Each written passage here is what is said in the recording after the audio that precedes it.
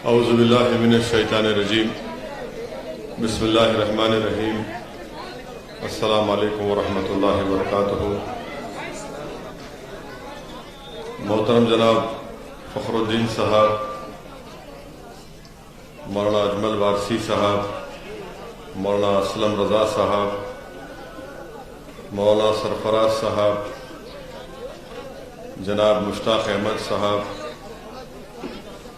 محمد اطہر صاحب جو ظہیر آباد کے مجلس اتحاد المسلمین کے صدر ہیں، شیخ غوث صاحب، عبدالہادی صاحب جو تانڈور کے مجلس اتحاد المسلمین کے صدر ہیں،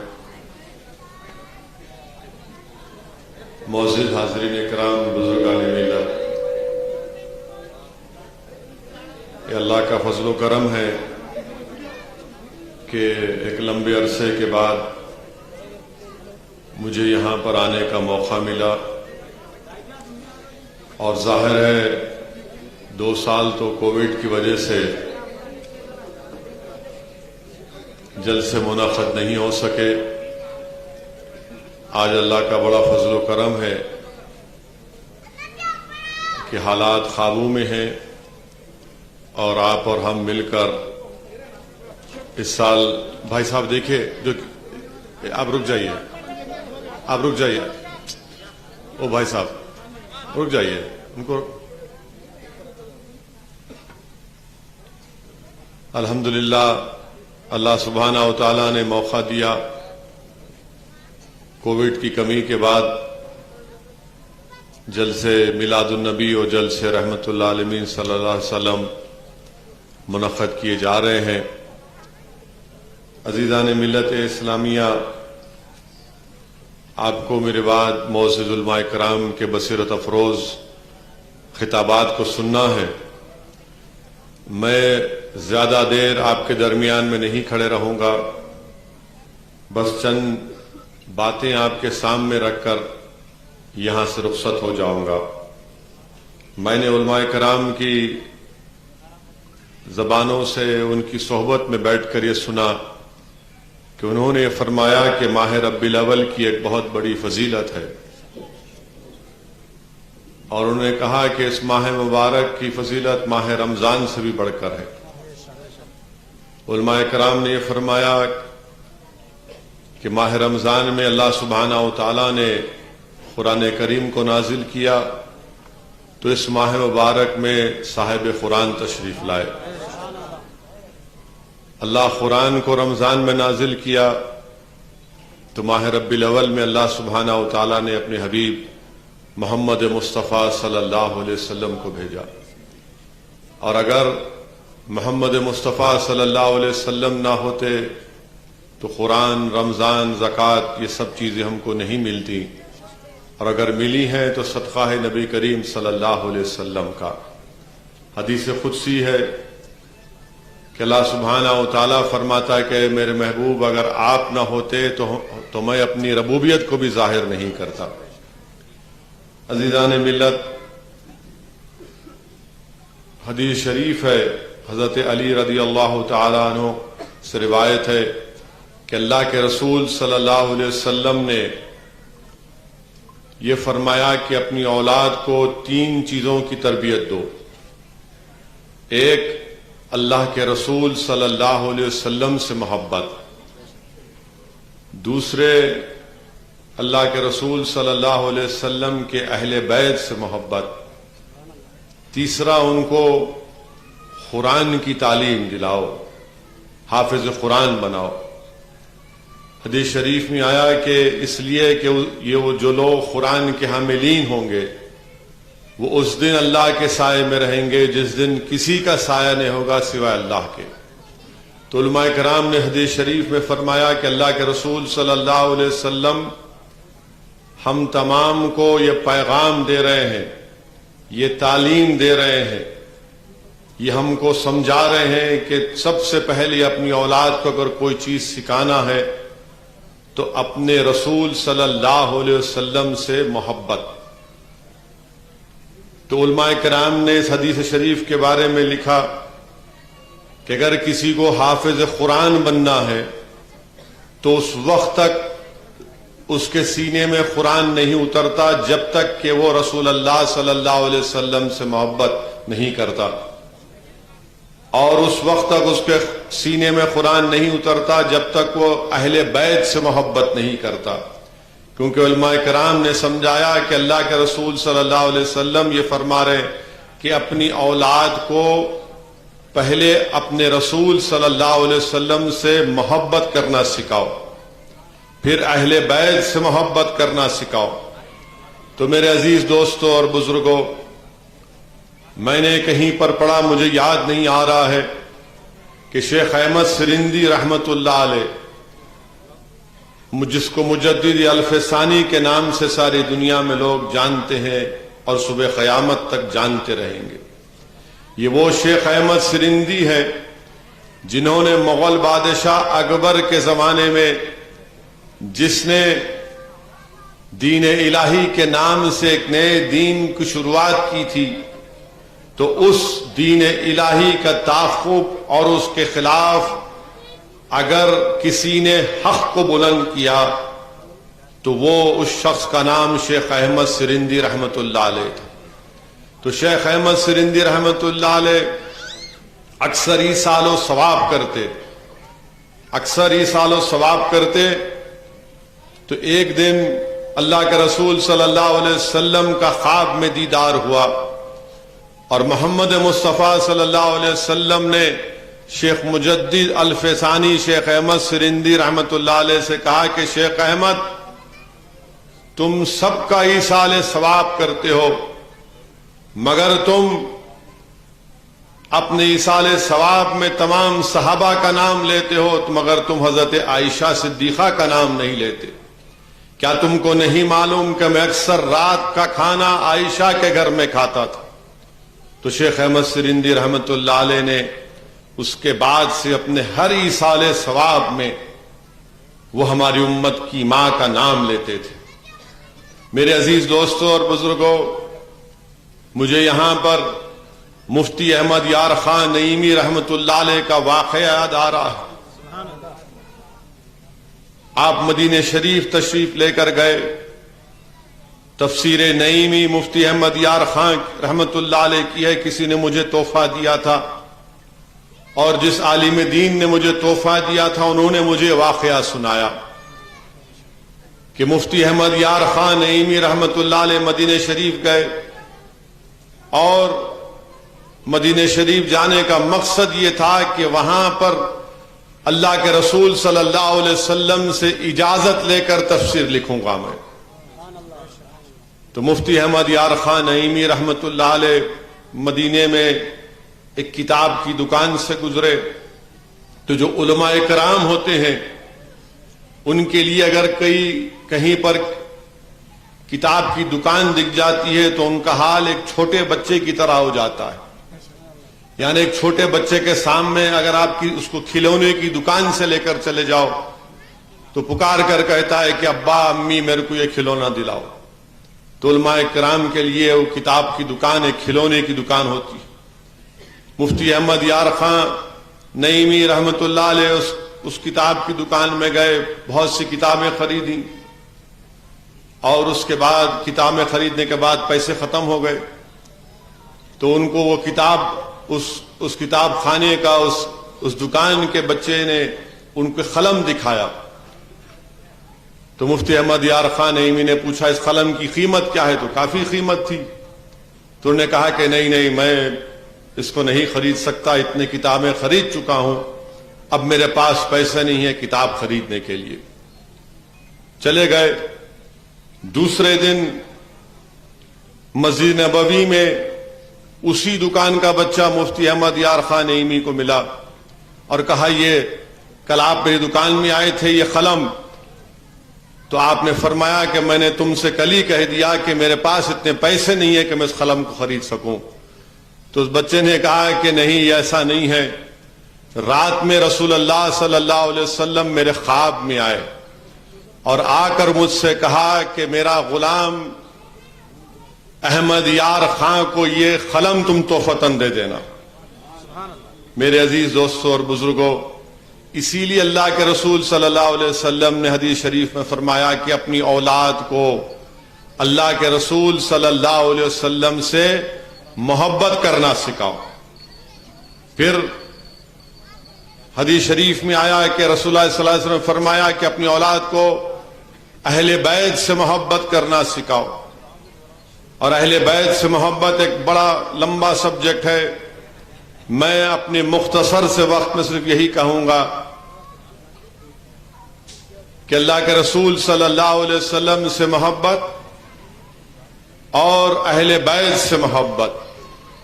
اس لیے حدیث شریف میں آیا کہ رسول اللہ صلی اللہ علیہ وسلم نے فرمایا کہ میری آل کشتی نوح کی طرح ہے، جو اس میں سوار ہو گیا وہ بچ گیا، جو نہیں سوار وہ ہلاک ہو گیا۔ حضرت بلال کا وہ واقعہ کہ حضرت بلال رضی اللہ تعالیٰ عنہ رسول اللہ صلی اللہ علیہ وسلم سے بے انتہا محبت کرتے تھے، بے انتہا محبت کرتے تھے۔ جو رسول اللہ صلی اللہ علیہ وسلم پردہ فرمائے، وصال ہوا، تو صدیق اکبر حضرت بلال پر نظر رکھتے تھے کہ کہیں وہ مدینے کو چھوڑ کر نہ چلے جائیں، کیونکہ حضرت بلال رسول اللہ صلی اللہ علیہ وسلم سے بے انتہا محبت کرتے تھے۔ فاروق اعظم کے دور خلافت آیا تو حضرت بلال ایک کاروان کے قافلے کے ساتھ مدینے سے چلے گئے، شام کی سرزمین پر گئے۔ وہاں پر ایک دن رسول اللہ صلی اللہ علیہ وسلم خواب میں آ کر کہا کہ اے بلال اتنی دوری کیسے ہم سے؟ حضرت بلال واپس مدینہ شریف کو آئے۔ جب مدینے میں معلوم ہوا کہ حضرت بلال آ گئے ہیں تو پورے صحابی رسول جا کر حضرت بلال سے کہے کہ بلال وہ اذان دے دو، وہ اذان دے دو۔ حضرت بلال نے انکار کیا کہ نہیں، اب میں اذان نہیں دے سکتا۔ مگر صحابی رسول کو معلوم تھا کہ حضرت بلال سے اپنی بات کیسے منوانا۔ وہ رسول اللہ صلی اللہ علیہ وسلم کے شہزادے جنت کے پاس گئے اور کہا کہ آپ حضرت بلال سے کہیے، وہ آپ کی بات کا رد نہیں کر سکتے۔ جب جنت کے شہزادوں نے حضرت بلال سے کہا تو حضرت بلال نے کہا کہ میں آپ کی بات کو قبول کرنا یہ میرے لیے ضروری ہے۔ میں اذان اس لیے نہیں دینا چاہ رہا تھا کیونکہ جب میں رسول اللہ صلی اللہ علیہ وسلم کے پردہ فرمانے سے پہلے اذان دیتا تھا اور جب اذان میں اشہد ان محمد رسول اللہ کہتا تھا تو میں رسول اللہ صلی اللہ علیہ وسلم کو اپنے سامنے دیکھتا تھا۔ اب میں اذان نہیں دے سکتا مگر آپ کا حکم ہے شہزادوں کا۔ تو جب حضرت بلال نے اذان دی تو پورے مدینے میں کوہرام مچ گیا۔ سب نے پکار کر کہا کہ کیا محمد صلی اللہ علیہ وسلم واپس آ گئے؟ اور جب حضرت بلال اشہد ان محمد رسول اللہ پر پہنچے تو بے انتہا رونا شروع کر دیے، آنکھ سے آنسو نکلنا شروع ہو گئے۔ اور کسی ایک روایت میں آیا کہ آپ زمین پر گر گئے، کسی ایک روایت میں آیا کہ آپ نے اذان اپنی ختم کی۔ میرے عزیز دوستوں اور بزرگوں، اس کے بعد حضرت بلال پھر شام کو چلے گئے۔ میرے عزیز دوستوں اور بزرگوں، یہ اہل بیت سے محبت۔ پھر ایک اور واقعہ کہ حضرت عباس کے بیٹے عبداللہ ابن عباس جب رسول اللہ صلی اللہ علیہ وسلم کا وصال ہوا، آپ کی عمر 11 سال کی تھی، تو آپ دیکھتے ہیں کہ ایک مرتبہ آپ اونٹ پر جا رہے ہیں۔ ایک صحابی ہیں زید بن ثابت رضی اللہ تعالیٰ عنہ، وہ جب دیکھتے ہیں کہ عبداللہ ابن عباس رسول اللہ صلی اللہ علیہ وسلم کے چچا کے صاحبزادے اونٹ پر جا رہے ہیں تو دوڑ کر اونٹ کی رسی کو سامنے پکڑ کر لے کے چلتے ہیں۔ حضرت عبداللہ ابن عباس پوچھتے ہیں کیا کر رہے ہو، کیا کر رہے؟ اپنے اونٹ سے اتر جاتے ہیں تو وہ صحابی رسول فرماتے ہیں کہ ہم کو یہ تعلیم دی گئی کہ اس گھرانے سے اس طرح سے برتاؤ کیا جائے۔ تو عبداللہ ابن عباس کیا کرتے ہیں؟ وہ فوراً حضرت زید بن ثابت کا نے علماء کرام نے لکھا کہ ایسے صحابی تھے جن کے علم کے بارے میں رسول اللہ صلی اللہ علیہ وسلم نے فرمایا تھا۔ وہ فوراً ان کا ہاتھ چومتے ہیں حضرت عبداللہ ابن عباس جب زید بن ثابت صحابی رسول کا ہاتھ چوم کے پوچھتے یہ کیا ہے، تو آپ فرماتے ہیں کہ ہم کو یہ تعلیم دی کہ علماؤں کی عزت کرنا۔ میرے عزیز دوستوں اور بزرگوں، یاد رکھیے اللہ کے رسول صلی اللہ علیہ وسلم سے محبت کوئی بیچ میں نہیں آ سکتا۔ علماء کرام بیٹھے ہوئے ہیں، اللہ سبحانہ و تعالیٰ قرآن کریم میں فرمایا کہ میرے محبوب آپ فرما دیجئے ان سے کہ اگر ان کی اولاد، ان کی بیویاں، ان کے والدین، ان کی دولت، ان کا کاروبار اللہ اس کے رسول سے محبت اور اللہ کی راہ میں جد و جہد کرنے سے ان کو روکتے ہیں تو تیار ہو جاؤ اللہ کے عذاب کے لیے۔ میرے عزیز دوستوں اور بزرگوں، اللہ کے رسول صلی اللہ علیہ وسلم سے ہم تمام کو کوشش کرنا ہے کہ ہم رسول اللہ صلی اللہ علیہ وسلم سے سچی محبت کریں۔ زبان سے دعوے تو سب لوگ کر دیتے ہیں۔ میرے عزیز دوستوں اور بزرگوں، مجھے یاد آ رہا واقعہ کہ فاروق اعظم کا دور خلافت ہے، اور حضرت فاروق اعظم کے بارے میں آپ اور ہم جانتے ہیں کہ جس راستے سے فاروق اعظم گزرتے اس راستے سے شیطان بھاگ جاتا تھا۔ فاروق اعظم کا دور خلافت، اور کسی نے آ کر فاروق اعظم سے رضی اللہ تعالیٰ عنہ سے شکایت کی کہ آپ تو بڑے انصاف پسند ہیں، مگر یہ کیا ہے کہ ہم مسجد نبوی کو جب نماز پڑھنے آتے ہیں تو حضرت عباس کے گھر پہ ایک پرنالہ ہے، اس سے پانی گرتا ہے اور ہم نمازیوں پر پانی اچھلتا ہے۔ تو فاروق اعظم اونٹ پر گئے اور اونٹ پر بیٹھ کر آپ نے حضرت عباس کے گھر سے پرنالہ نکال دیا، اور جب حضرت عباس سے مسجد نبوی ملاقات ہوئی تو کہا کہ آپ کے لوگوں نے جب حضرت عباس سے کہا کہ فاروق خلیفہ فاروق اعظم نے آ کر آپ کے گھر سے پرنالہ نکال دیا، تو حضرت عباس نے کہا کہ فاروق اعظم دوبارہ آ کر اپنے ہاتھوں سے پرنالہ لگائیں گے، اور مسکرا رہے تھے۔ مسجد نبوی میں حضرت فاروق اعظم نے ان سے کہا کہ میں نے پرنالہ اس لیے نکال دیا کیونکہ اس سے پانی گرتا تھا، نمازیوں پر پانی گرتا تھا نماز کو جب آتے تھے۔ تو حضرت عباس نے کہا کہ آپ نے نکالا ہے، مگر آپ اس بات کو جان لو کہ جب میں اپنا گھر بنا رہا تھا تو محمد صلی اللہ علیہ وسلم نے اپنے دست مبارک سے اس پرنالے کو لگایا تھا۔ فاروق اعظم پر رقت طاری ہو جاتی ہے، ان کا ہاتھ پکڑتے ہیں۔ روایت لکھنے والے لکھا کہ ان کا ہاتھ پکڑ کر ان کے گھر تک لے کر گئے اور کہا کہ حضرت عباس اب آپ میرے کھندے پر کھڑے ہو کر اپنے گھر کا پرنالہ لگائیے۔ حضرت عباس فاروق اعظم کے کھندے پر کھڑے ہو کر پرنالہ لگاتے ہیں، اور جب اترتے ہیں تو فاروق اعظم حضرت عباس دونوں روتے ہیں، آنکھوں میں اتنے آنسو۔ یہ رسول اللہ صلی اللہ علیہ وسلم سے محبت ہے میرے عزیز دوستوں۔ میرے عزیز دوستوں اور بزرگوں، رسول اللہ صلی اللہ علیہ وسلم ہجرت فرما رہے مکے سے مدینے کی طرف، اور ابو جہل نے اعلان کر دیا کہ جو کوئی بھی محمد صلی اللہ علیہ وسلم کو اور ابو بکر صدیق رضی اللہ تعالی عنہ کو، صدیق اکبر کو روکے گا یا ان کو حراست ملے گا تو اتنے انعام کا اعلان کیا۔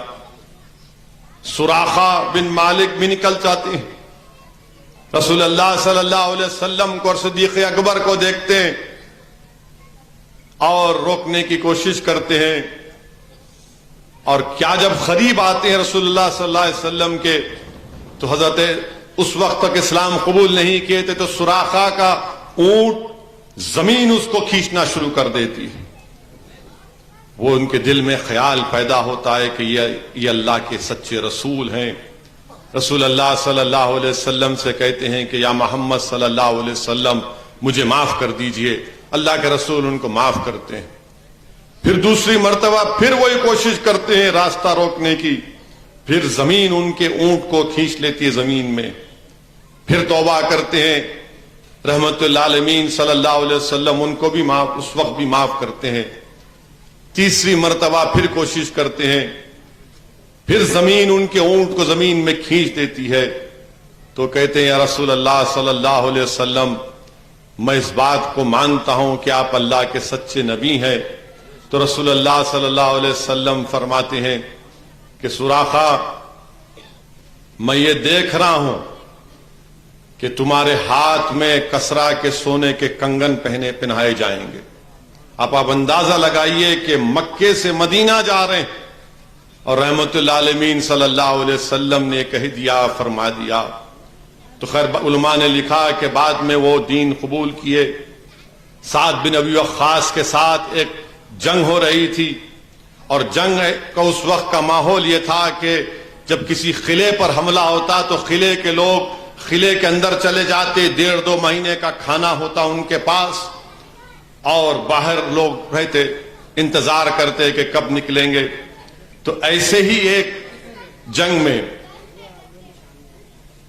حضرت سراخار جو اس وقت دین قبول کر لیے تھے، کافی وقت گزر گیا تو اس زمانے میں منجقیں ہوتی تھیں جس کو ہم غلیل کہتے.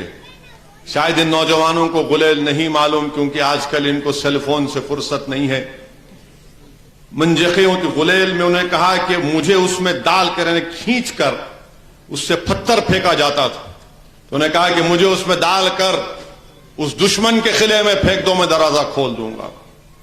بولے کیا بات کر رہے آپ دشمن کے قلعے میں جائیں گے، آپ کا کام تمام کر دیں گے. حضرت سراخا کہتے ہیں کہ نہیں کرو. ان کو ویسا ہی پھینکا جاتا اس غلیل کے منجقوں کے ذریعے. وہ قلعے کا دروازہ کھول دیتے، جنگ ہوتی اور سعد بن ابی وقاص اور مسلمانوں کو کامیابی مل جاتی. تو اس کے بعد لوگ پوچھتے ہیں کہ بتاؤ راز کیا ہے.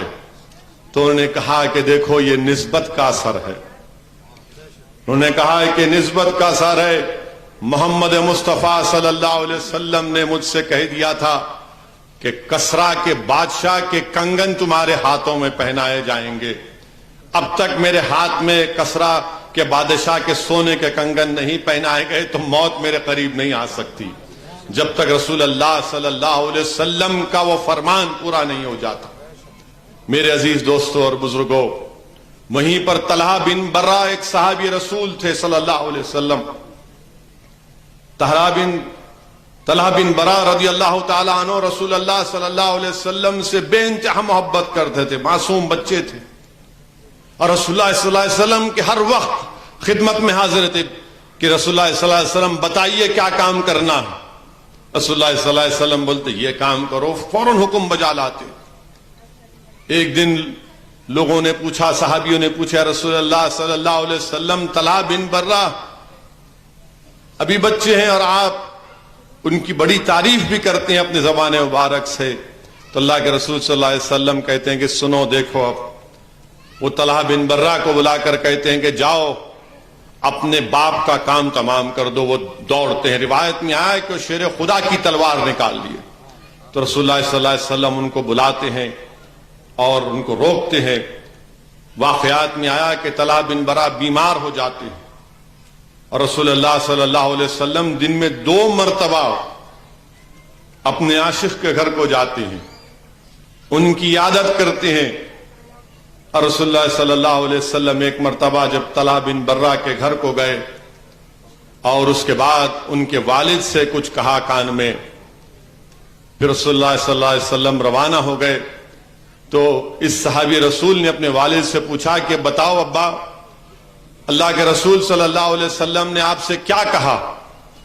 تو نے کہا نہیں تمہارے لیے کی بات نہیں. بولے نہیں، اصرار کرتے ہیں بتاؤ.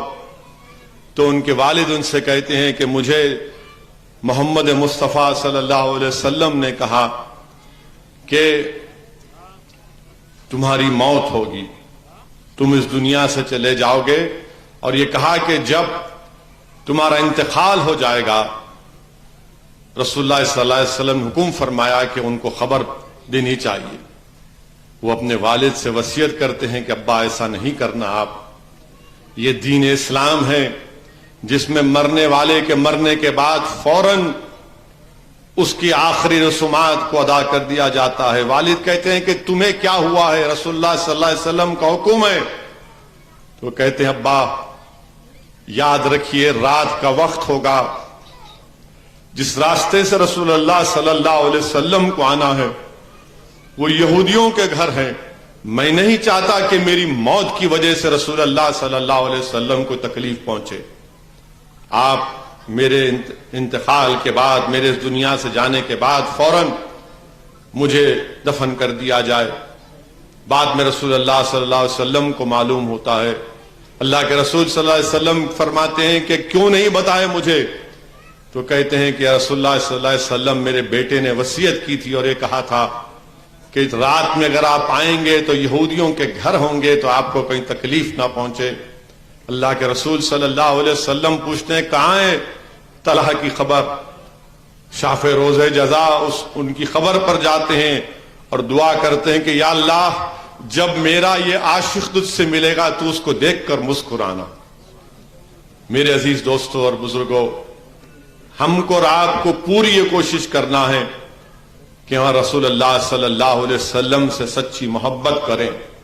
اور یاد رکھیے میرے عزیز دوستوں اور بزرگوں، قرآن کریم میں اللہ سبحانہ و تعالیٰ نے فرمایا کہ اللہ کی اطاعت کے ساتھ رسول کی اطاعت کرو. پھر آگے اللہ سبحانہ و تعالیٰ قرآن کریم میں فرماتا ہے کہ رسول کی اطاعت اللہ کی اطاعت ہے. پھر اطاعت اور اتباع رسول کو اللہ فرما رہا ہے کہ میری محبت کا ذریعہ ہے. اللہ قرآن میں فرما رہا ہے، علماء کرام نے اس آیت کا ترجمہ اس طرح کیا کہ آپ فرما دیجئے میرے محبوب کہ اگر تم اللہ سے محبت کرتے ہو تو میری اتباع کرو تاکہ اللہ تم کو اپنا محبوب بنا لے. اگر آپ چاہتے ہیں کہ زمین و آسمان کا خالق آپ سے اور ہم سے محبت کرے تو ہم کو رسول اللہ صلی اللہ علیہ وسلم کی اطاعت اور اتباع کرنا، کوئی دوسرا راستہ نہیں ہے. اگر ہم چاہتے ہیں کہ اللہ ہم سے محبت کرے، علماء کرام نے لکھا ہے قرآن کریم کی آیات. اور میرے عزیز دوستوں اور بزرگوں، اللہ سبحانہ و تعالی قرآن کریم میں فرماتا ہے کہ ان اللہ ملائکۃ یصلون علی النبی یا ایھا الذین آمنوا صلوا علیہ وسلموا تسلیما. اللہم صلی علی سیدنا محمد عبدک رسولک نبی ام علیہ صحابہ وسلم. علماء کرام نے فرمایا کہ اللہ اور اس کے فرشتے محمد مصطفیٰ صلی اللہ علیہ وسلم پر درود و سلام بھیجتے ہیں. اے ایمان والو تم بھی ادب سے محمد صلی اللہ علیہ وسلم پر درود و سلام بھیجو. علماء کرام نے بتایا کہ اللہ سبحانہ و تعالی حکم فرما رہا ہے کہ اے ایمان والو نماز قائم کرو، نماز قائم کرو. اللہ نماز نہیں پڑھتا، اللہ فرمائے نماز قائم کرو.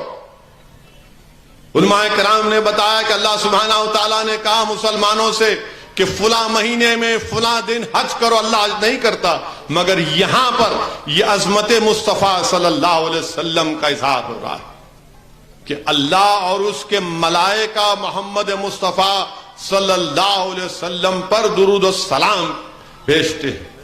تو ایمان والوں سے کہا جا رہا ہے کہ ادب کے ساتھ میرے حبیب پر درود و سلام بھیجتے رہو. تو میرے عزیز دوستوں اور بزرگوں، امام شافعی رحمت اللہ علیہ اپنی کتاب الرسالہ میں حدیث وہ درود و سلام لکھے تو آپ کے انتقال کے بعد کسی نے خواب میں آپ کو دیکھا کہ پوچھا کہ کیسا سلوک ہوا؟ تو کہا کہ اللہ نے بڑا کرم کیا. بولے کیسے؟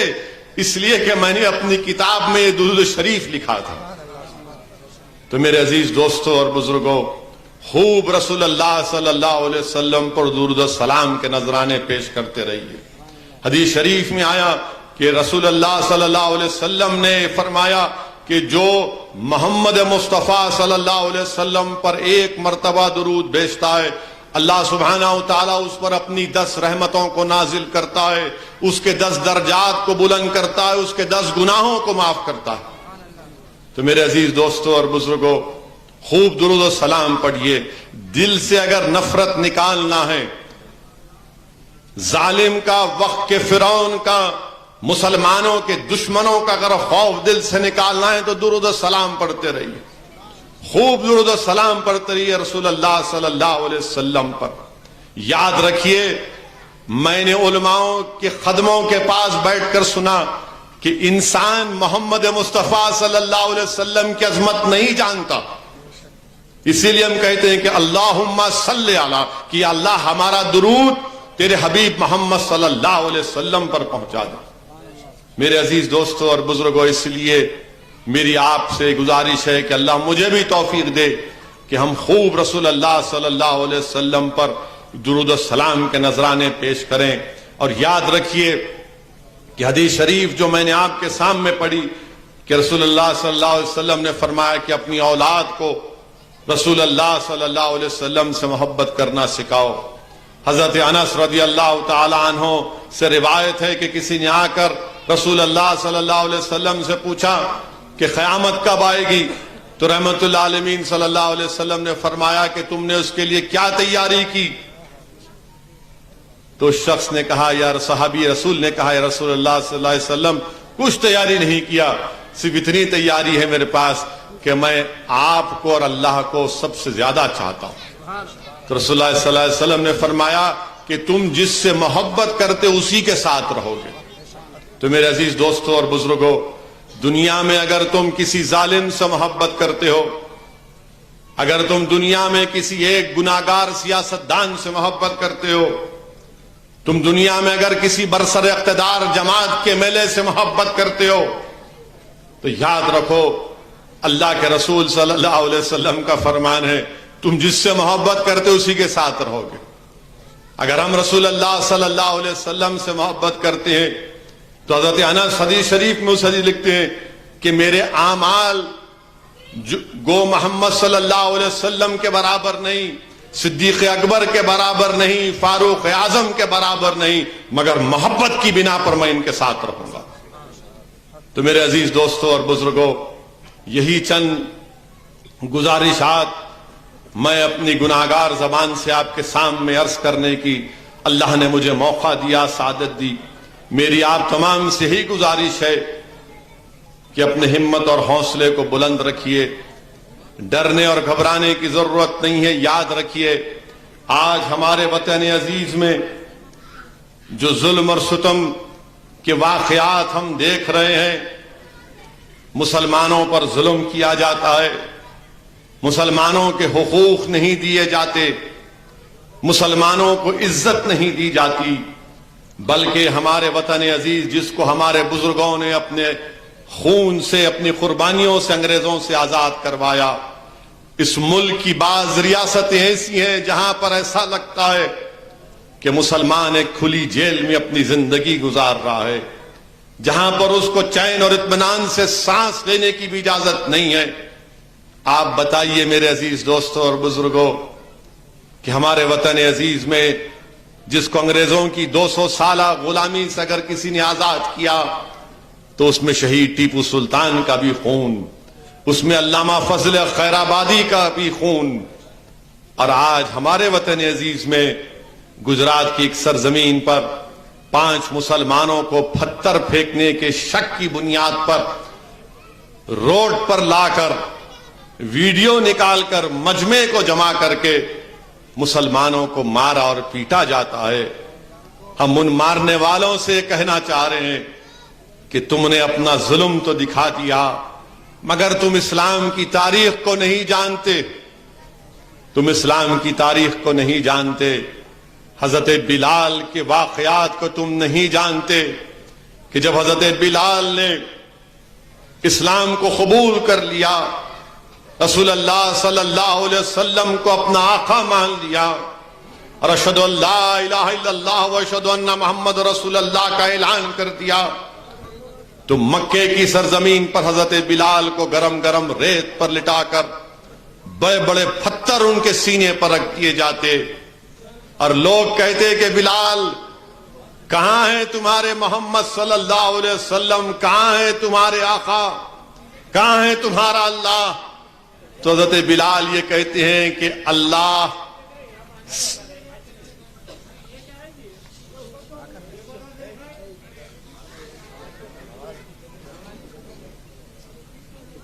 تھوڑی دیر سن لیجئے، یہی ہوتا ہے، دیکھو نفس آتی نا، نفس بیچ میں آ جاتی، بیٹھ جاؤ ادھر، نکالو اس میں سے، بدتمیز، ہوش میں نہیں ہے، نکالو اس کو۔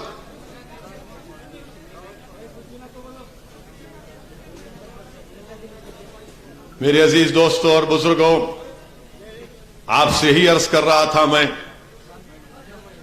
کہ ہم کو اپنے حوصلوں کو بلند رکھنا ہے اور پورے استقامت کے ساتھ ہم کو اپنا کام کرنا ہے، اپنے دین پر چلنا ہے، اپنی مسجدوں کو آباد رکھنا ہے۔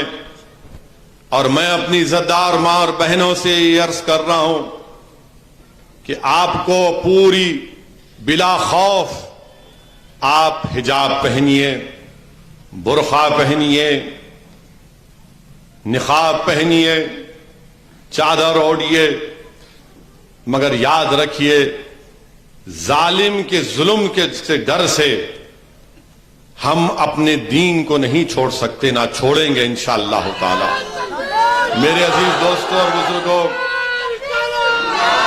میری عزتدار ماں اور بہنوں، شہزادی جنت کا واقعہ یاد رکھیے کہ جب شہزادی جنت اس دنیا سے رخصت ہو رہی تھی تو آپ نے یہ وصیت کی تھی کہ چہرہ تو دور کی بات، کوئی مرد بھی میرا جنازہ نہ دیکھے۔ یہ شہزادی جنت کا حکم تھا، چہرہ تو دور کی بات۔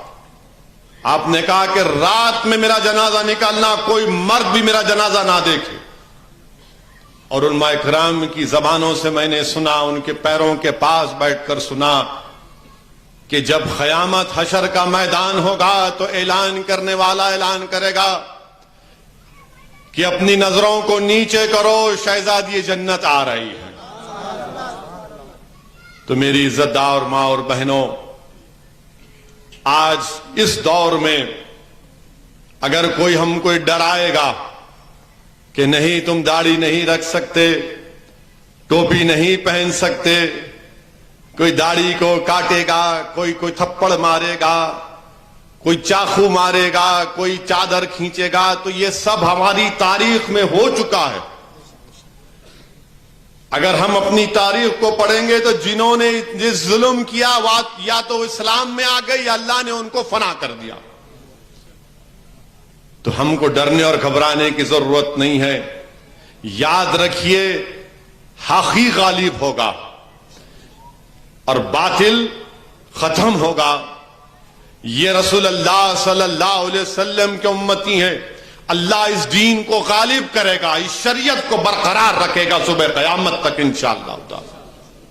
ہماری ذمہ داری ہے کہ ہم اللہ کی رسی کو مضبوطی سے تھام کے رکھیں۔ لوگ آج نوجوان ڈر جاتے ہیں کہ نہیں، گجرات میں مسلمانوں کو روڈ پر لا کر لٹوں سے مارا گیا۔ ہماری بہنیں یہ سوال کرتی ہیں کہ بلقیس بانو کی عصمت ریزی کی گئی، حاملہ تھیں، 11 لوگوں نے بلقیس بانو کی عصمت ریزی کی، اس کے سامنے اس کی 3 سال کی بیٹی کو اس کے سر کو ایک پتھر پر مار کر اس کو شہید کر دیا۔ بلقیس بانو کی ماں کو اور 4 خواتین کی عزت لوٹ کر ان کا قتل کر دیا گیا، اور بلقیس بانو سے انصاف نہیں ہوا۔ یاد رکھو، یہ دنیا کے اقتدار پر بیٹھنے والے بی جے پی کے لوگ اگر انصاف نہیں کریں گے، کوئی بات نہیں، اللہ انصاف کرے گا۔ جو حکومت انصاف نہیں کرے گی تو تم تیار ہو جاؤ، اللہ انصاف کرے گا۔ اور اللہ رب العالمین ہے، اللہ رب المسلمین نہیں ہے۔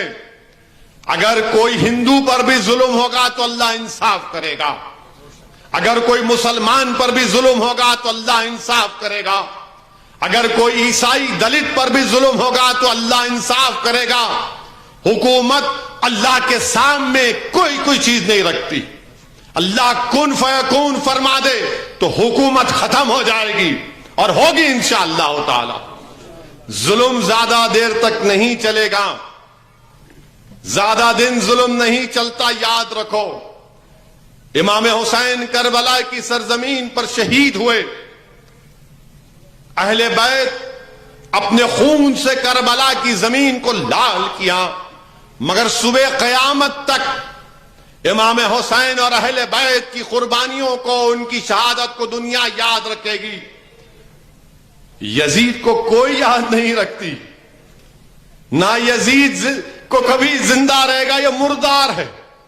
تو وقت کے یزید ہیں، وقت کے فرعون ہیں، وقت کے نمرود ہیں، مگر ایک بات اس اپنے دلوں میں بٹھا لو کہ اللہ ہمارے لیے کافی ہے، اللہ ہمارے لیے کافی ہے، حسبنا اللہ و نعم الوکیل۔ اللہ انصاف کرے گا۔ کوئی ظالم اگر ظلم کر رہا ہے اپنے طاقت کی بنیاد پر، چاہے وہ سیاسی طاقت ہو، دولت ہو، یا اس کے پاس اسلحہ ہو، یاد رکھ تیری طاقت میرے رب کے سامنے کوئی چیز نہیں رکھتی۔ جس نے زمین و آسمان کو بنایا، جس نے پہاڑوں کو بنایا، جس نے پانی کو پیدا کیا، جس نے درختوں کو لگایا، جس نے درخت سے پھل اور پھول دیے، تیری طاقت میرے رب کے سامنے کوئی معنی نہیں رکھتی۔ آج اقتدار تیرے پاس ہے، کل نہیں رہے گا۔ بھارت میں بادشاہوں کے محلات جو ویران پڑے، وہ یہ پکار پکار کر کہتے تھے، یہ کھنڈر پکار پکار کر کہتے تھے کہ کسی زمانے میں یہ بادشاہ کا محل تھا۔ آج ان بادشاہوں کے محل کے پاس، محل اس کے اطراف کوئی بد جانور بھی نہیں جاتا۔ تو آج اگر کوئی اقتدار کے نشے میں چور ہو کر ظلم کر رہا ہے، کرو تم ظلم، مگر تیار ہو جاؤ اللہ کی گرفت سے۔ اور بھارت کے وزیر اعظم یاد رکھو، جب آپ کی تاریخ لکھی جائے گی تو مورخ ضرور لکھے گا کہ جب آپ چیف منسٹر تھے گجرات کے تو ہزاروں کی تعداد میں آپ کے چیف منسٹری کے دور میں گجرات میں آپ کی سرکار ناکام ثابت ہوئی، لوگوں کا قتل عام ہوا۔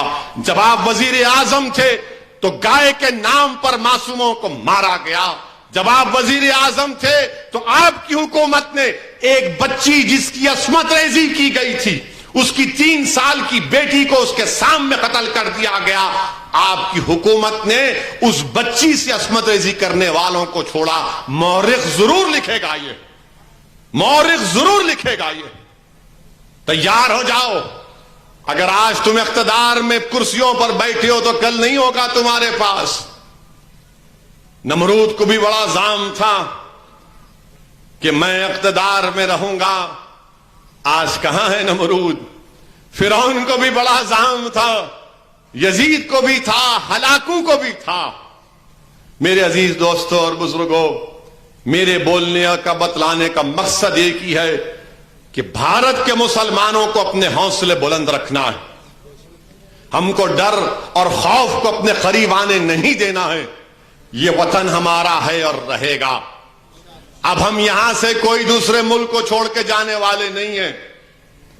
وہ احمق تھے، پاگل تھے جو دوسرے ملک کو بنا اور وہاں پر گئے، وہ بزدل تھے۔ ہم بہادر ہیں، یہاں پر رہیں گے۔ یہ خواجہ اجمیری کا ملک ہے، یہ خواجہ اجمیری کا ملک ہے، ہم رہیں گے یہاں پر۔ ہمارے آبا و اجداد نے، ہمارے بزرگوں نے نہرو، گاندھی کے ساتھ مل کر، نیتا جی سبھاش چندر بوس کے ساتھ مل کر ہم نے اس ملک کو انگریزوں کی غلامی سے آزاد کروایا۔ اب کوئی آ کر ہم کو بولیں گا نہیں نہیں اب تم ایسا نہیں کرنا، کیوں برقع پہنتے، کیوں اتنے بچے پیدا کرتے؟ یعنی ہر چیز سے ہماری نفرت آپ کو ہے۔ میں ہماری ماں اور بہنوں سے کہنا چاہ رہا ہوں کہ مسلمانوں کا جو برتھ ریٹ ہے، TFR جس کو کہتے ہیں، ٹوٹل فرٹیلٹی ریٹ، سب سے زیادہ گرا ہے وہ مسلمانوں کا گرا ہے۔ تو آپ کو ڈرنے اور گھبرانے کی ضرورت نہیں ہے۔ یہ بار بار نہیں، پاپولیشن بڑھ رہا، RSS بولتی پاپولیشن بڑھ رہا۔ کیسے بڑھ رہا پاپولیشن؟ نہیں، وہ بنگلہ دیش سے گھس کے آ جا رہے۔ تو کیا آپ کی جو BSF ہے سوری بریانی کھا کے سوری؟ بارڈر پر تو BSF ہے نا۔ نہیں، بنگلہ دیش سے آ کے مذہب تبدیل کرتے رہے۔ ہاں، ایسا کیسا تبدیل ہو رہے؟ اچھا، بنگلہ دیش کی اکانومی بھارت سے اچھی ہے، بنگلہ دیش میں بے روزگاری بھارت سے کم ہے، بنگلہ دیش کا پر کیپٹا انکم بھارت سے اچھا ہے، مگر ان الٹا وہ بنگلہ دیش سے آ رہے۔ آپ کی BSF، ہماری BSF کیا کر رہی؟ پھر بولتے کہ نہیں، دھرم پریورتن ہو رہا ہے۔ کیسے ہو رہا ہے دھرم پریورتن؟ کہاں دھرم پریورتن ہو رہا ہے؟ آپ کو اتنا ڈر کیوں ہے؟ جمہوریت میں کوئی اسلام کو بھی قبول کر سکتا ہے، کوئی ہندوازم کو بھی قبول کر سکتا ہے، کوئی بدھزم کو بھی قبول کر سکتا ہے. یہ جمہوریت ہے. اور بھارت کا آئین یہ کہتا ہے کہ اس ملک کا کوئی مذہب ہی نہیں ہے. جو کسی خدا کو نہیں مانتا وہ بھی بھارت کا برابر کا شہری ہے. مگر be J P R S S کو نہیں، بنگلہ دیش سے گھس کے آ رہے، نو بچے پیدا کر رہے اور دھرم پریورتن ہو رہا. چوتھا کچھ نہیں بولیں گے. یہ پرانا ایک کیسٹ ان کے پاس ہے، 50 سال سے وہی کیسٹ بجا رہے. ارے بے روزگاری پہ بات کرو. بے روزگاری نوجوانوں کا مخدر بن گیا، اس پہ بات کرو. نہیں بات کریں گے. آپ کو معلوم روز ایک دن میں 20 کروڑ لوگ بھوکے سوتے ہیں اس ملک میں.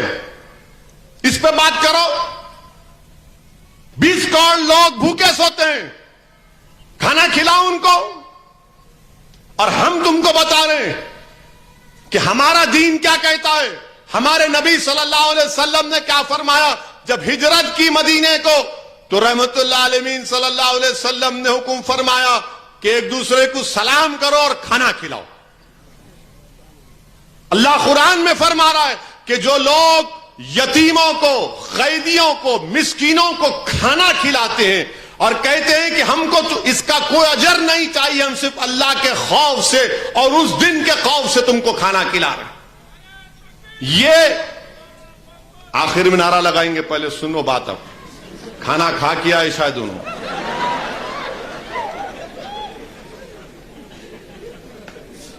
تو یہ بھوکے 20 کروڑ لوگ بھوکے سو رہے. مگر آپ کو کیا میں بنگلہ دیش سے آ رہے، دھرم پریورتن ہو رہا، بچے بہت پیدا کر رہے، پاپولیشن بڑھ رہا. کہاں بڑھ رہا پاپولیشن؟ بھائی گورنمنٹ کا ڈیٹا ہے نا، پردھان منتری شری موڈی کا ڈیٹا ہے، میرا نہیں ہے. وہ کہہ رہے ہیں سپریم کورٹ میں جواب داخل کیے کہ ہم کو 2 بچوں کا قانون نہیں بنانا ہے. اس ملک میں سب سے بڑی پریشانی جو آنے والی ہے، یاد رکھو میری بات کو آپ، اگر آج کے بچے زندہ رہیں گے تو 2035 اور 40 میں اس ملک میں قریب 35 کروڑ لوگ یا 40 کروڑ لوگ 60 سال کے اوپر کے رہیں گے. کون کھلائے گا ان کو؟ کیا من کی بات سے پیٹ بھر جاتا؟ کیا متروں بولنے سے پیٹ بھر جاتا؟ یہ نہیں، گورنمنٹ کا ڈیٹا ہے، میرا نہیں ہے. تو ملک میں سب سے بڑا چیلنج جو ہے روزگار کا، مہنگائی کا. لوگ بھوکے سوتے ہیں 20 کروڑ کے قریب لوگ. ہمارے بچے 5 سال کی عمر میں سب سے زیادہ بچے مرتے ہیں بھارت میں. اس کے بارے میں بات کرو. نہیں، خالی ہندو مسلم ہندو مسلم، دوسرا کچھ بھی نہیں ہے. اس پہ روٹی سیکو. اب یہ تلنگانہ میں نظام مسلمان، ارے دوسرا کوئی نہیں ہے کیا تم کو کام؟ بات کرے کہ نظام دوسرا مسلمان. ارے نظام سے میرے کو کیا کرنا ہے رے؟ ان حکومت تھی ان کی، انہوں چلے گئے. ہاں میں مسلمان ہوں، بھارت کا مسلمان ہوں. ہمارا تعلق کس سے ہے؟ تر باز خان سے ہے، مولوی علاؤدین سے. وہ مکہ مسجد کے امام تھے. مکہ مسجد سے جلوس نکالا اور حیدرآباد کے سلطان بازار کے پاس انگریزوں کی ریزیڈنسی کے پاس کھڑے ہو کر انگریزوں سے مقابلہ کیا. گولی چلی.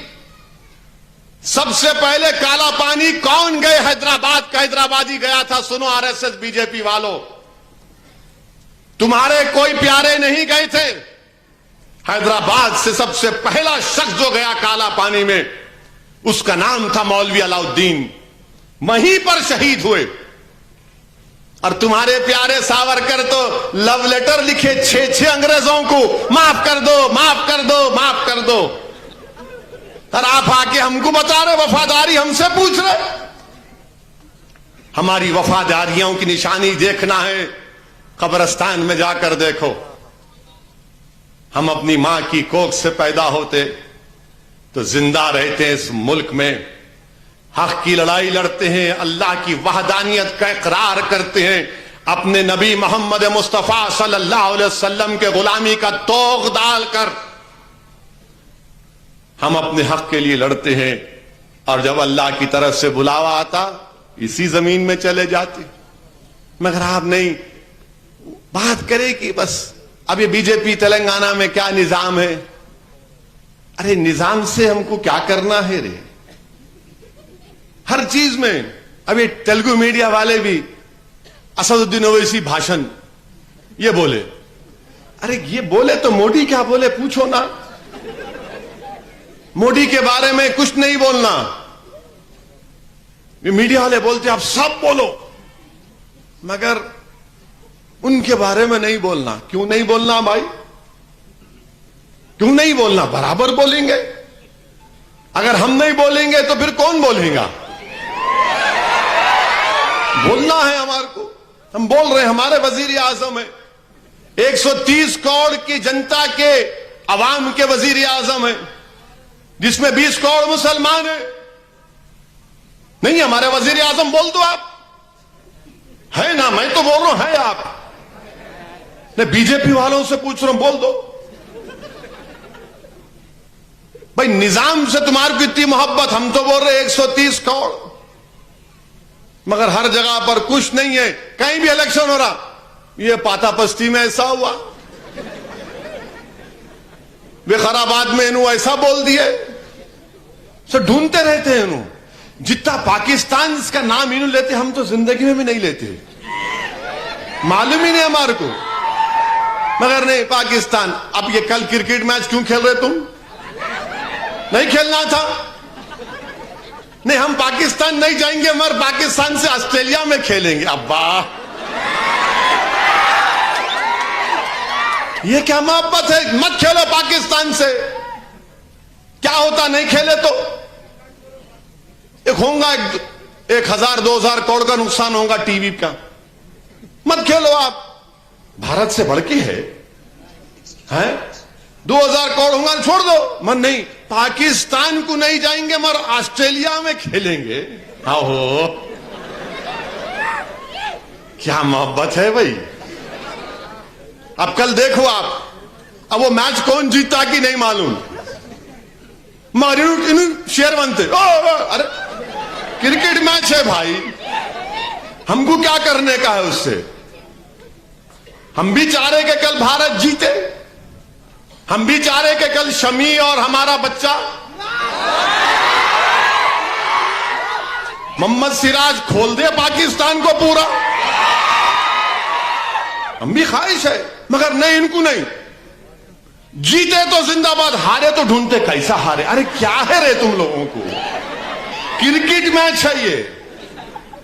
حجاب ہمارے لیے آپ کے لیے تکلیف، داڑھی ہماری تکلیف، گوشت حلال گوشت تکلیف، کرکٹ میچ میں تکلیف، یعنی ہر چیز سے. مگر یاد رکھو ہمارا وجود نہیں مٹنے والا ہے انشاءاللہ تعالی. ہمارا وجود نہیں مٹنے والا ہے. دنیا میں جب تک اشہد ان لا الہ الا اللہ محمد رسول اللہ بولنے والا رہے گا دنیا آباد رہے گی. جس دن کوئی نہیں رہے گا بولنے والا دنیا ختم ہو جائے گی. میرے عزیز دوستوں اور بزرگوں، ہمارے کارپوریٹر صاحب ابھی ہم کو یہ دیے. ہم وقارآباد کے ایم ایل اے صاحب سے بولنا چاہ رہے ہیں. میں ان کا ایک ویڈیو دیکھا، زبان پھسل گئی شاید. ایسی ہوتا حجت نہیں کرنا ہمارے سے. مل کے رہو بولے سن رہے نہیں، زبان پھسل گئی نا. تو کیا ہے، آپ یہ بات یاد رکھو، مجلس ابھی فیصلہ نہیں کری کتنے سیٹ کھڑا کریں گے اسمبلی الیکشن میں. ادھر کے بھی رہن دو، ہم تو آپ کے ساتھ ہیں. مگر تملا بھی نہیں بھولنا ہمارے کو. بلدیہ کا الیکشن آئے کہ ان کے پیچھے ان کے پیچھے ان کے پیچھے، پھر ملے کیا ہوا میاں؟ نہیں دل سے آپ کے صاحب. ارے یہ کون سا دل ہے تیرا جو ووٹ میں تبدیل نہیں ہو رہا؟ دل سے آپ کہہ رہے تیرا دل میں تھوڑا ووٹ بھی تو پیدا کرو. اب دیکھ لیے نا کیا ہوا. تو خیر یہ اسکیم ہے بینک کے متعلق 2015 سے اب تک اس کو لاگو نہیں کیا گیا ہے. اور یہ بات تو ظلم ہے کہ وارڈ نمبر 4 میں ہمارا کارپوریٹر ہے, فنڈ کیوں نہیں دے رہے بھائی آپ؟ ایم ایل اے صاحب آپ کو الیکشن لڑنا ہے نہیں ہے 23 دسمبر میں, آپ کو لڑنا ہے تو فنڈ دو, خالی میٹھی میٹھی باتیں مت کرو. میں تھک چکا ہوں میٹھی میٹھی باتوں سے. آتے کہ ارے اسد صاحب آپ, ارے میرے کو, میں کون ہوں بھائی, میں بھی ایک انسان ہوں. تو ہمارے وارڈ نمبر 4 میں فنڈ دیا جائے اور شادی مبارک. ہاں آ گئے.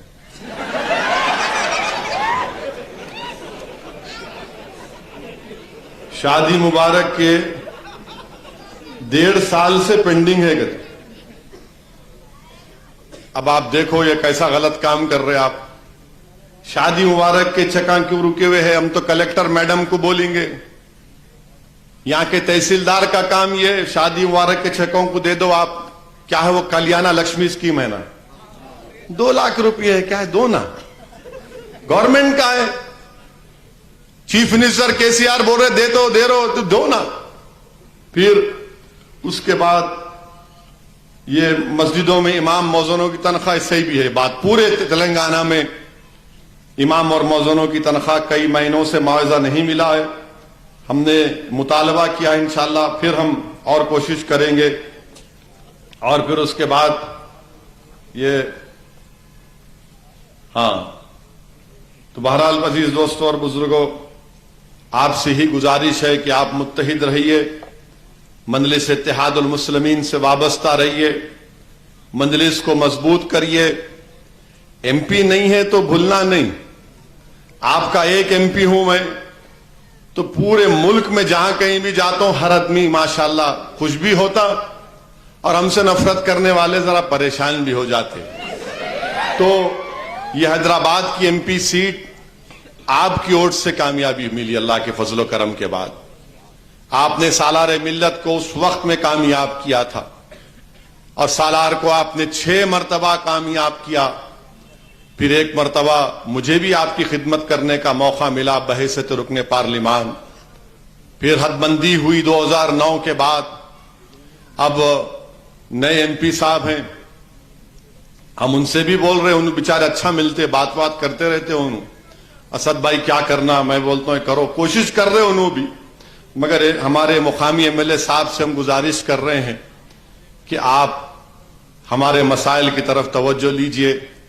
ہم بھی چاہتے ہیں کہ پسماندہ طبقات, مسلمان, دلت میں ایک سیاسی اتحاد بنے, مگر اتحاد کے معنی یہ نہیں ہے کہ ہم صرف ووٹ ڈالنے والے بن جائیں, اور پھر ووٹ ڈالنے کے بعد پھر الیکشن آئیں گا آپ 23 کا, پھر آپ آ کے بولیں گے دیکھو میں آ گیا. تو ایسا نہیں ہوتا. آپ رولنگ پارٹی کے ایم ایل اے ہیں, ہم آپ سے اپیل کر رہے ہیں کہ یہ جو مسائل ہیں, خاص طور سے ہمارے شادی مبارک کے اور ہمارے وارڈ نمبر 4 کے, ان مسائل کو حل کریے. چاہے وقارآباد ہو یا تانڈور ہو. تانڈور میں عبدالہادی کے پیچھے پڑ گئے, ارے کچھ بھی ہو تو عبدالہادی کے پیچھے, ارے کیوں پیچھے پڑ رہے بھائی؟ 23 دسمبر میں کیا کرنا ہم سوچ لو تم. اور ہم کسی کے پیچھے پڑ گئے نا تو ایک کی پیٹ ہو جاتے ہم لوگ, ایک کی پیٹ ہو جاتے. آپ کرو, ہمارے کیا کر رہے ہیں, ہم بھی بیٹھے دیکھ رہے, اچھا ٹھیک ہے ٹھیک ہے, ہم بھی دیکھ رہے, اب آئیں گے ہم بیٹنگ کرنے, جب جائیں گے معلوم ہوگا. آپ ایسا نہیں کرنا چاہیے, کام کریے. اچھا ان کے ساتھ جو ہے بعض ایسے لوگ رہتے, کمزور لوگ رہتے, خالی کچھ بھی ہے تو تھالی, وہ کچھ بھی نہیں ہے صاحب. ارے کیا ہے, اتنی چمچا گیری مت کرو, اپنی عزت میں مت گرو, اپنی نظروں میں مت گرو, سچائی کو بیان کرو. رولنگ پارٹی ہے تو اس کا یہ مطلب نہیں کہ خدا بن جاتے وہ لوگ. ایسے 56 رولنگ پارٹی آ کے چلے گئے, بہت سے ایم ایل اے کو ہم بھی دیکھیں. ان کا کام یہ ہے کہ وہ جو بولتے کر کے دکھانا, اور انشاءاللہ تعالی ہم بھی ان سے ہر محاذ پر ان کے بڑے بڑے لیڈروں کو بھی بول رہے ہیں یہ کام کراؤ آپ, یہ کام کرانے کی ضرورت ہے. مگر میں آپ مسلمانوں کو اور بھارت کے مسلمانوں کو ایک پیغام دے رہا ہوں. میں جو کچھ کہہ رہا ہوں کہ بہت سے لوگوں کو میری بات پسند نہیں آتی, مجھے اس کی فکر نہیں ہے. میں کوئی قوال نہیں ہوں کہ گانا گا کر آپ کا دل لبھا کے جاؤں گا. میں سچائی کو بیان کر رہا ہوں, اور بھارت کی سیاست کی سچائی ہے کہ کوئی بھی پارٹی جو اپنے آپ کو سیکولر کہتی ہے وہ مسلمان کو اپنے قریب کھڑانا نہیں چاہتی, کسی مسلمان کو اپنے بازو نہیں کھڑانا چاہتی ہے. بلکہ اب تو حد یہ ہو گئی کہ ملک میں جہاں کہیں بھی یہ نام نہاد, معاف کرنا, نام نہاد سیکولر پارٹی ہے, وہ اپنی پارٹی کا کیا بولتے, کھنڈوا بولتے, اس کو کیا بولتے, کڑوا, کھنڈوا, کھنڈوا, پٹا بولنا چاہیے اس کو. وہ کنڈوا بھی نہیں ڈالنا چاہ رہے, وہ نہیں تم کام کرو مگر ہمارے ساتھ کنڈوا ڈال کے مت پھرو. کیوں؟ وہ دوسروں کا ووٹ نہیں ملے گا. ارے اتنا ڈر رہے تم بی جے پی سے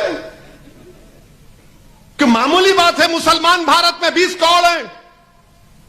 اگر آپ سیاسی طور پر ہم کو انویزیبل کر دیں گے تو پھر بھارت کی سیاست کا, بھارت کی راجنیتی کا, بھارت کی جمہوریت کا کیا ہوگا بتاؤ. اب تو بھارت کی پارلیمنٹ میں صرف 5% مسلمان ایم پی ہیں. اب تو کوئی بازو نہیں کھڑا کرنا چاہ رہا ہے. الیکشن کا کیمپین ہوا تو بول دیتے مولانا آپ مسجد میں ادھر کر لو, ادھر مت کو آؤ, تو ادھر ہی جا, وہ مسلم محلے میں جا, ادھر مت آ. میں سنا ہوں اپنی کانوں سے, ارے انہوں اسد آ رہا, اویسی آ رہا, اس کو روکو, تم ادھر رہو, ادھر مت آؤ. اپنے ڈائس پر نہیں بٹھاتے ہیں لوگ. یہ سچائی ہے, میری بات کو یاد رکھو آپ. جو لوگ آج بھی ان سے امید لگا کر بیٹھے, نہیں نہیں مجبوری ہے, ان کہہ رہے کئی کی مجبوری ہے میرے بھائی. عزت بھی تو کوئی چیز ہے ہماری.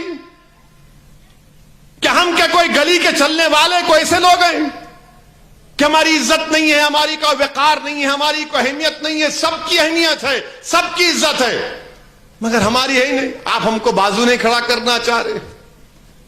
پارٹی کا جو پارٹی کے ہیں وہ بھی نہیں, مگر سب کو کیا بولتے, نہیں ان کو ہرانا ہے, ان کو ہرا رہے, تم کچھ بھی نہیں ہرا سکتے. یاد رکھو,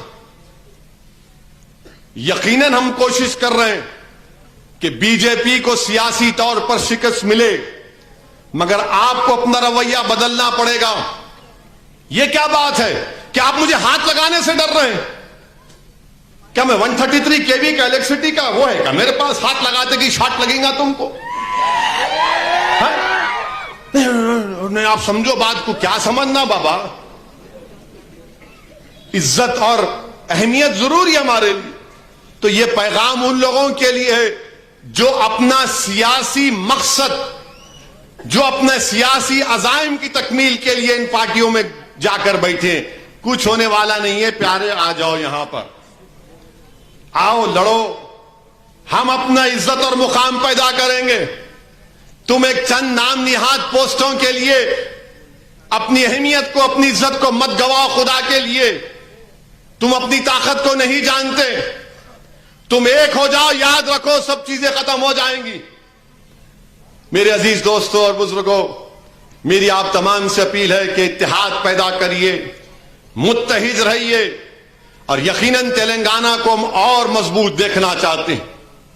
تلنگانہ میں اور ترقی ہو, تلنگانہ بھارت کا سب سے بہترین ریاست بنے, یہ ہمارا خواب ہے. اور وہ خواب کیسے پورا ہوگا؟ جو سب کو برابری کی عزت ملے گی, اور ملنا بھی چاہیے. ہم بھی چاہتے ہیں کہ تلنگانہ میں فرقہ پرستی نہ بڑھے. ہم بھی چاہتے ہیں کہ تلنگانہ میں فسطائی طاقتوں کی طاقت کو کمزور کیا جائے. ہم بھی چاہتے ہیں کہ تلنگانہ کی جو تہذیب اور تمدن ہے, جو بھائی چارہ ہے, وہ اور مضبوط ہو. مگر یاد رکھو, اگر تم یہ سمجھو گے کہ میں بینڈ باجا والا ہوں, نہیں, میں بینڈ باجا نہیں بجاؤں گا. میں تمہارا بینڈ باجا نہیں بجاؤں گا. میں تمہارا بینڈ باجا بجانے والا نہیں ہوں کہ تم دولہے ہیں, الیکشن آیا میں بینڈ باجا بجاتا ہوں, اور تم الیکشن جیت جاتے اور بینڈ باجا والا کہاں جاتا معلوم آپ کو؟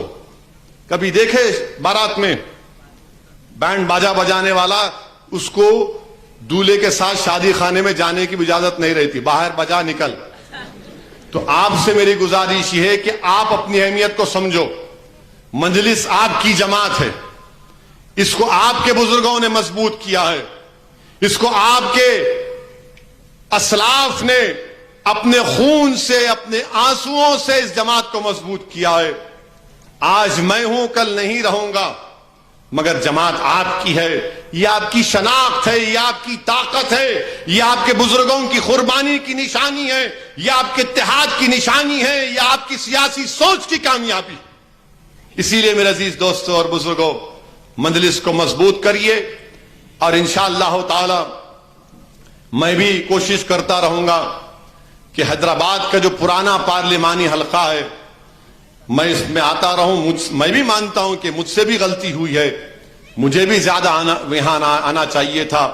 आपकी शिकायत सही है, किसी ने मुझसे फोन करके कहा असद साहब आप पूरे मुल्क में जा रहे, हमारे पास ही नहीं आ रहे। तो आप बिल्कुल मुतमईन रहिए, मेरी सियासी जिंदगी का आगाज आप ही के बीच में से हुआ है, मैं कहीं पर नहीं जाने वाला हूं। हां, अगर मैं कहीं पर जाऊंगा तो यहीं पर आऊंगा, अगर मैं कहीं जा रहा हूं तो आपकी दुआओं की वजह से जा रहा हूं, और अगर मैं गुजरात में इलेक्शन लड़ रहा हूं तो अपने लिए नहीं, वहां के मजलूम अवाम को इंसाफ दिलाने के लिए, ताकि रोड पर किसी मुसलमान को लाकर मारा नहीं जाए, ताकि किसी बच्ची की असमत रेजी करने वाले जालिमों को, उसकी बच्ची का कत्ल करने वालों को दोबारा कोई हुकूमत ना छोड़ दे। ये हमारी कोशिश है, इसमें आपकी दुआओं की और तावन की जरूरत है। वाखिर दावान अल्हम्दुलिल्लाहि रब्बिल आलमीन।